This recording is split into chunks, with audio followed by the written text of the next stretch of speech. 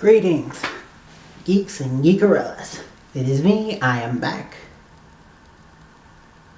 A lot less hyper this time. But, oh boy. Here to talk about the season finale of Supergirl, and it was a doozy.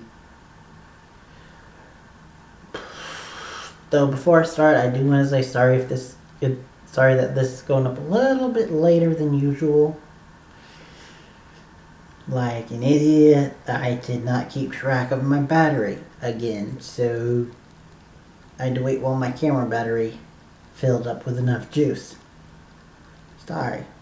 And since this was late, I'm going to try to do the truncating things again, so I don't go on for 15 minutes like last week. Even though probably just as much happened, if not more, on Supergirl than Doctor Who. But anyway, here's the thing. We start off where we left off last time with Superman clearly not in his right mind.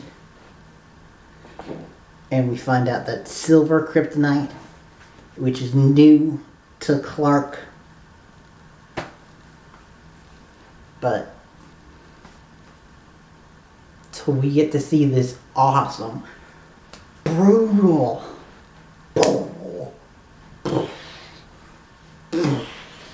fight between the Man of Steel and the Girl of Steel, which was really awesome.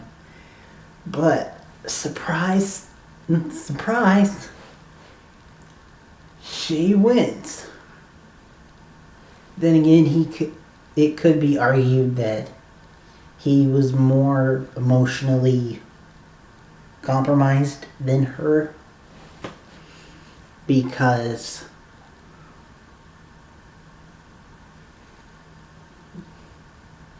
he thought that she was Zod, that's how Zod played into this episode. Was a hallucination, which was pretty cool. It was a nod to fans. I liked it. But anyway, so that happened. And then they're like, okay, we no longer have the cannon. What the hell can we do? And then they look in the Fortress of Solitude, and the Daxamites have a law which is surprisingly a lot like other sci-fi alien things, where it's an ancient law of fight to the death. Fight for a planet. One-on-one. But just as like a backup kind of thing, the Luthers, because they're working together, apparently, this one time, working on that little box that Mama stole earlier this season, which we find out, probably to the surprise of everyone, was a kryptonite bomb that would put mist of kryptonite into the air. And somehow, Mama and daughter figured out that you could convert it to do lead. But the thing with the lead is all the Daxamites would have to leave, including Mon-El. So, Kara challenges Rhea to this epic fight, but then has the little lead bomb as like a backup. And so what ends up happening is they fight, and it's another awesome, like, brutal brawl. We even find out that due to somehow, I forgot how they explained it, but Rhea's blood is kryptonite, so Kara's pushing through being poisoned by kryptonite to boom, boom, boom. But Rhea's like, ha ha ha, screw you. I'm going back.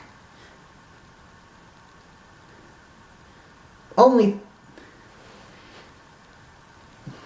I will not honor the gods because the gods want me to win.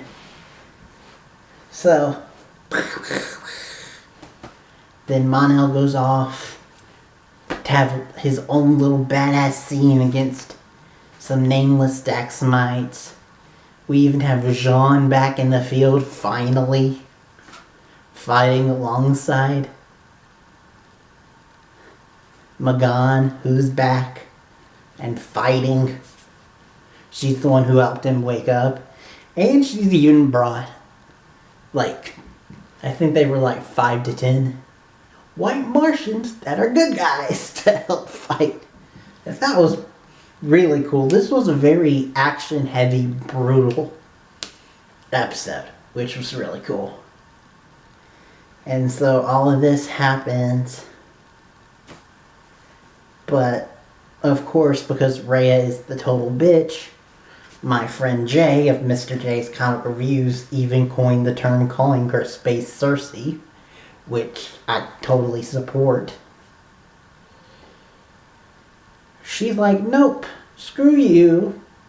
And Alex comes in and says, that big giant Daxamite ship that came in as she was saying, screw you, is pointed at all the schools and all the businesses that have kids in it. And you're like, oh shit. So Kara's like, I hate to say this, but I gotta do it. Activates the lead bomb. And then finally tells Mon-El that she loves him and sets him in a ship. I believe it's the one that landed him on Earth. And has him lead off into space. And then we end with Kara being all sad, and it's because it's like someone you care about or dear or something is hurt, and you're just like, it really hurts. But she has a good talk with Kat, and then has to leave to go be Supergirl.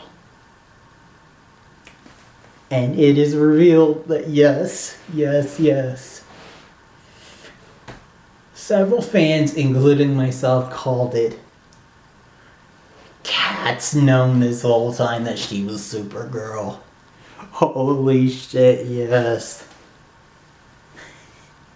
And I am hoping, I don't know if Calista would want to do it or not, but I really hope that her moving in means that she's officially back and will be back next season.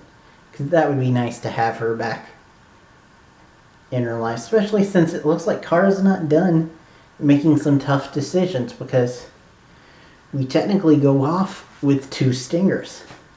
One, Mon-El is off in the ship. And we think that he's done for and he's no longer going to be in the show. But then we see a wormhole open up. And he's clearly panicked by it and trying to tries to mash a couple buttons to stop it, but no, he goes into a wormhole to God knows where, which I think will be a plot point next season. And then we also see flashback to the day Krypton exploded. There was a 3rd pod that flew off, but this one was a baby clearly sent by a death cult and someone who looked a lot like Jane Levy. Which would be weird to have her on the show if it was her. Not saying she's a bad actress, just I don't know if she blends with Supergirl. Even though it would be a cool little semi-reunion since Melissa Benoist was on Glee. But anywho, the baby is sent off, and it's clearly a death cult, and They even put blood on his or her forehead. We don't know what. They did not show the face of the baby, so we don't even know if it's gender or what. But based on previous interviews and stuff, it is like 99% clear that this is the big bad for next season, whoever the hell it is. Probably Doomsday Eradicator or some other big Superman-esque villain. And yet again, thanks to my friend Mr. J of Mr. J's Comic Reviews, because he kind of came to those before I did, that the baby could be that. But with this show, only the writers know. And in the case of Legends, sometimes even they don't. Because at this point in Legends, they did not have any clue what next season would be. So, who knows what next season holds, but I will see you guys then. As far as me and the channel, I'm done with Supergirl until it comes back for season 3? Yeah. Season 3. Which will be really awesome to see. But I will still continue to do Doctor Who, but since we are, I think, halfway over, or a little halfway over, you'll probably see another show emerge from me. I don't know what it is. Unless it's like on a conflicting night, I'm going to try to review Black Lightning. I would have reacted to the trailer, but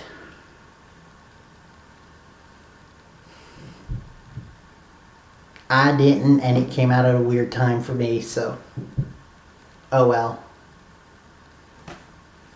But anyway,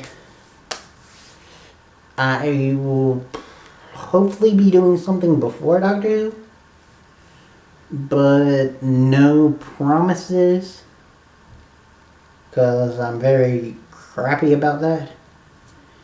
But anyway, till next time and beyond.